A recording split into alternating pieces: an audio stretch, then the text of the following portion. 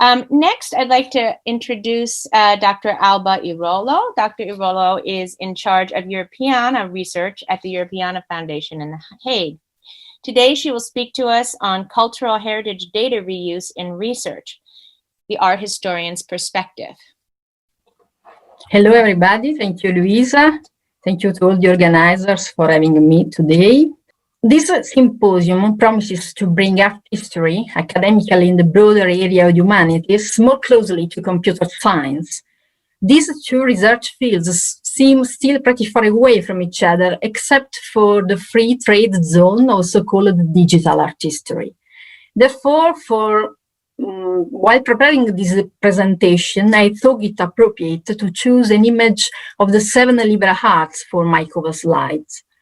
A legacy of the classical Greek and Roman cultures, the 7 Libra Arts were the backbone of university education in medieval Europe, in the belief that the academical path of a free person should include both branches of knowledge, focus on language, the tree of the liberal arts, the seed of what we know as humanities, and the branches focus on mathematics and its application, the other 4 liberal arts.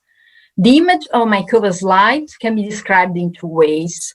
It's an artwork, more specifically it's an etching by Flemish artist Cornelis Schut by the Rijksmuseum, held by the Rijksmuseum in Amsterdam. But it is also a digital item you can find on Europeana.eu. In this respect, it is just one of over 50 million items available on Europeana, known as Europe's digital platform for cultural heritage.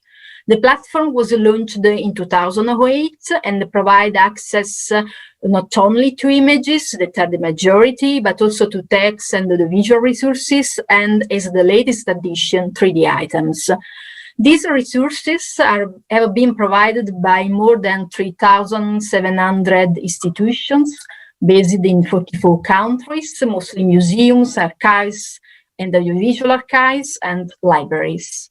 But behind the platform, there is a true ecosystem composed not only of its content providers, but also over 3,000 professionals who share a common interest in digital cultural heritage. This ecosystem is what we define the European Initiative, which is politically and financially supported by the European Commission, the executive arm of the European Union. And Europeana's mission is to empower the cultural heritage sector in Europe in its digital transformation by developing expertise, practices, and policies and tools. To strengthen its interconnections with the research world, 2 years ago, we launched the Europeana Research Community, which today counts 1,300 members, mainly working in academia in the cultural heritage sector. And from this slide, you can see how they are distributed around the globe. And it was within the European Research Community that a task force composed of about 10 members designed and ran the survey that I'm about to present. The community facilitates the sharing of knowledge, experiences, ideas for cross-border projects, and has the overall goal to support its members in getting a deep understanding of researchers' needs. The community is a kind of observatory on researchers' needs, where they concern the use of digital cultural heritage and digital tools.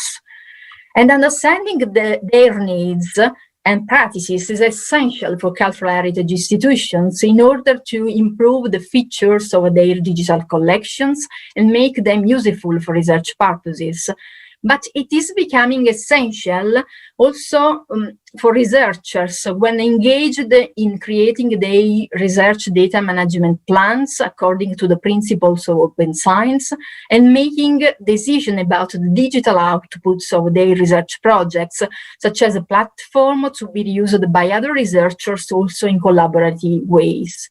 We do also hope that findings of such analysis can help universities shape their educational offers, focusing more on interdisciplinarity, or encourage them to foresee the presence of support staff for research, such as IT technicians, data stewards, domain-specific managers, or digital scholarship librarians. It goes almost without saying that the researchers most interested in the use of cultural heritage data are the ones in humanities. In the case of our survey and the title of Use of Digital Cultural Heritage for Research, we asked the participants to self-identify their research fields in the areas of humanities, social sciences, computer sciences, or information sciences.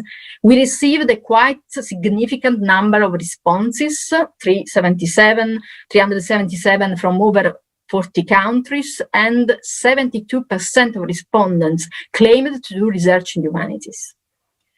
On the occasion of this symposium, I have tried to analyze only the responses provided by people interested in art history. We are talking about 46 people, 12% of the respondents. They are all based in Europe, except for 2 people, and sometimes combine their interest in art history with that in other disciplines, also in areas outside the humanities, such as anthropology, sociology, communication studies. At this point, you may have a doubt, are we talking about art history or digital art history?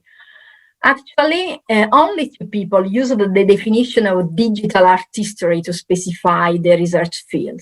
2 other respondents instead self-identified the research fields as art history and digital humanities.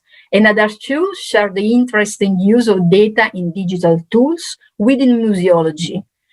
Among these 6 people, 2 respondents combined the profile of art historian with a more technical one, that of information science specialist. However, all of them seem to be inclined to a theoretical approach to the use of technology in art history, or to analysis of the knowledge structure behind the digital initiative, instead of being directly involved in projects that imply the use of data, digital methods, and tools. This small selection may include only a couple more respondents or so. All the others instead seem to have a quite traditional approach to art history, from classical to contemporary art. And those who didn't even complete the survey reflect approximately 25% of overall respondents who gave up after arriving at the most technical questions. The survey has a complex structure with its 6 sections and 31 questions, many of which, being open, make the survey take almost the shape of an interview from time to time. The majority of respondents interested in art history are part of an academic research staff, followed by project collaborators. Early career scholars between the postgraduate and postdoctoral levels prevail, but not so much on researchers who seem to have a more stable position or to work on research projects that benefit from relevant funding opportunities, such as the national or the European Union's one. When taking a look at these researchers' practices, perhaps some findings are a bit different from what was expected. For example, one could expect that art historians mainly use digital reproductions of paintings or other artworks. Instead, our respondents are more inclined to use those of archival documents and books. Also, one could expect that art historians access digital resources using online search engines. Instead, our respondents prefer doing their search on open access repositories, which can be aggregators like Europeana, or institutional websites of cultural heritage institutions. Both these practices could be an indication of the fact that art historians tend to adapt to the digital behaviors belonging to the traditional practice of disciplines. Research is nourished by visits to archives and libraries. From here, probably the prevalent attitude to gather digital reproductions of archival documents and books, self-made or downloaded, and more interesting, the attitude to move towards institutional repositories instead of relying on search engines, whose limits are known only to expert users. In fact, this should be a practice recommended in all the academic courses. The scenarios offered by the respondents became more diversified when moving from digital resources to digital tools.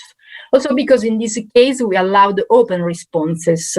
The range goes from researchers who simply use folders, or don't use any specific tools, or maybe aren't even aware that what they use are tools, to researchers who are able to code and develop tools by themselves.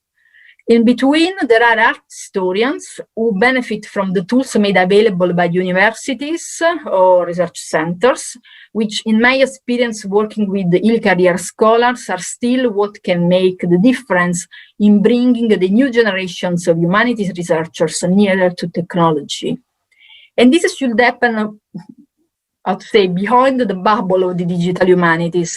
We at Europeana believe that all humanists will be digital humanists in the near future, or better, humanists who will be able to use digital tools. In answer to the question, what kind of computational methods or processes do you use or intend to use in your research?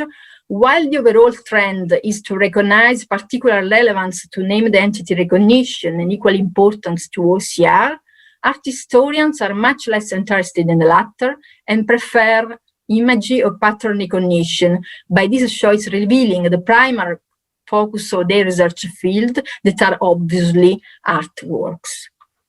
My two last slides are related to the responses to the question, do you have sufficient skills to use digital tools or computational methods and tools? Art historians are less confident about having skills that hold the respondents per average, approximately 53% versus 43%. And it seems that art historians can also rely less on technical support in their teams. Finally, here are some suggestions for additional training that art historians would like to have. For us, they may be suggestions on how to bring art histories more closely to technology.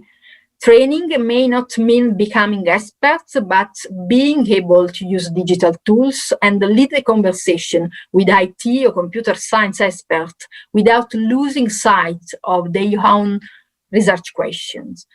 It's worth asking ourselves if providing such a training as well as digital tools should be only up to universities or research institutions in the future, or also to cultural heritage institutions, which already play a significant role in shaping the future of art history by providing digital resources. Thank you. Back to New York.